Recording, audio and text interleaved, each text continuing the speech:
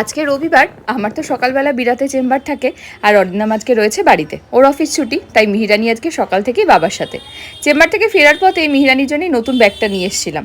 মিহিরানির জন্য খড়গপুর যাওয়ার আগে যে ব্যাগটা কিনেছিলাম, ওই ব্যাগটা কেমন যেন একটা ছিঁড়ে গেছে, মানে ওটা নিয়ে যাওয়া যাবে না। তো সেই জন্যই নতুন ব্যাগটা এনেছিলাম, কিন্তু উনি কিছুতেই নেবেন না। ওনার বক্তব্য হচ্ছে ওনার নতুন ব্যাগ আছে, ওনার আর নতুন করে কোনো ব্যাগ চাই না। সত্যি এই গুণগুলো যদি বড় হয়েও থাকে তাহলে খুব ভালো হবে। তারপরে ওনার নজর পড়েছে আমার আর মায়ের জুতোর দিকে। আমার আর মায়ের জন্য দুটো নতুন জুতো নিয়েছিলাম, ব্যাস উনি সেগুলো নিয়েই ব্যস্ত। সুন্দর করে সেগুলোকে সাজাচ্ছে, গোজাচ্ছে। সব থেকে বেশি পছন্দ হয়েছে মায়ের জুতোটা, যদিও ওটাকে সরিয়ে রেখেছি। আর এই যে আমার জুতো পরে ঘুরু ঘুরু করছে। এমন ঘোড়ার চোট, নিজের জুতোটাকে ওই দেখো নিচে ফেলে দিয়েছে। আমি আবার নিচে গিয়ে ওটাকে নিয়ে আসলাম। যাই হোক, তারপরে তো দুপুরবেলা লাঞ্চ টাঞ্চ করে একটু ঘুমিয়ে নিয়েছিল। আর বিকালবেলা এই একটা দিনই মা আর বাবা দুজনের সাথে উনি ছাদে যেতে পারেন। এদিকে বসে বসে একটু আমার সাথে গল্প হচ্ছে, বাবার সঙ্গে একটু সাইকেল টাইকেল চড়া হলো।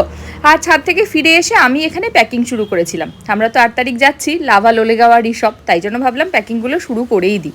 আর আমি প্যাকিং করব, সেখানে মিহিরানি হেল্প করবে না, সেটা তো হতেই পারে না। আমাকে আর কোনো কিছু করতেই হয় না, উনিই সব কিছু করে দেন আমার। তারপরে প্যাকিং ট্যাকিং শেষ করে আমরা একটু চা নিয়ে বসেছিলাম। ব্যাস ওই দেখো আমাদের সঙ্গে উনিও চা নিয়ে বসে পড়েছেন, কি খুশি চাপে।